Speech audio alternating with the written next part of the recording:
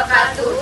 Perkenalkan, kami dari kelompok 1 Farmasi G dengan anggota kelompok. Yang pertama ada saya sendiri, Aridian Fatmawati dengan NIM akhir 280. Saya Malalaila Atika dengan NIM akhir 281.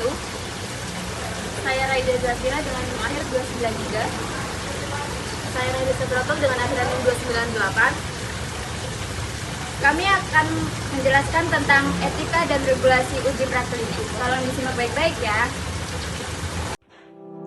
Pada kasus 2 ini menjelaskan, Anda bekerja di sebuah perusahaan farmasi yang sedang mengembangkan obat baru untuk hipertensi.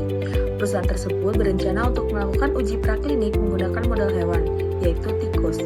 Namun, sebelum memulai penelitian, perusahaan harus mengajukan proposal ke komite hewan untuk mendapatkan persetujuan. Dalam pelaksanaan uji praklinik, etika penelitian hewan menjadi hal utama agar penelitian dilakukan secara manusiawi dan bertanggung jawab.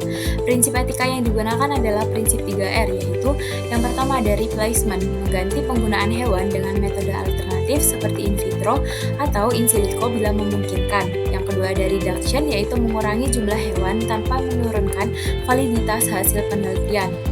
Ada refinement, menyempurnakan prosedur agar hewan terhindar dari rasa sakit dan stres, misalnya dengan anestesi dan perawatan pasca uji.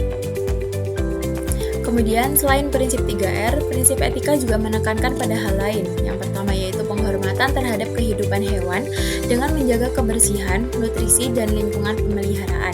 Dan yang kedua yaitu kepatuhan terhadap Komite Etika Penelitian Hewan atau IACUC untuk memastikan penelitian sesuai dengan standar etika internasional. Yang harus diikuti selama proses uji praklinik ini.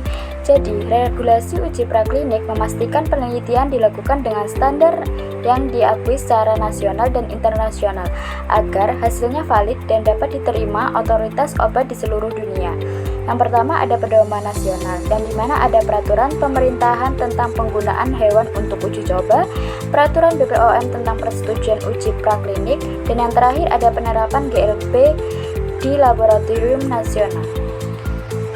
Nah, adapun pedoman internasionalnya ada GLP atau Good Laboratory Practices, dan ada ICH Guidelines, OECD Guidelines, dan yang terakhir ada Public Health Service Policy atau PHS. Untuk selanjutnya, apa saja sih persiapan yang perlu dilakukan sebelum mengajukan proposal ke Komite Etika? Jadi, sebelum mengajukan proposal penelitian ke Komite Etika, peneliti itu perlu melakukan sejumlah persiapan penting agar protokol peneliti dapat dinilai layak secara etik dan administratif. Yang pertama ada proposal penelitian, yaitu memuat tujuan, rancangan, jumlah atau jenis hewan, dan metode analisis. Kemudian yang kedua ada kajian etika, yaitu menjelaskan penerapan prinsip 3R dan upaya mengurangi penderitaan hewan. Kemudian yang ketiga ada kualifikasi dan fasilitas, di mana peneliti terlatih laboratorium memenuhi standar GLP. Kemudian yang keempat ada persetujuan etika, yaitu proposal disetujui oleh Komite Etika Penelitian Hewan sebelum uji dimulai. Kemudian ini ada daftar pustaka yang kelompok kami gunakan.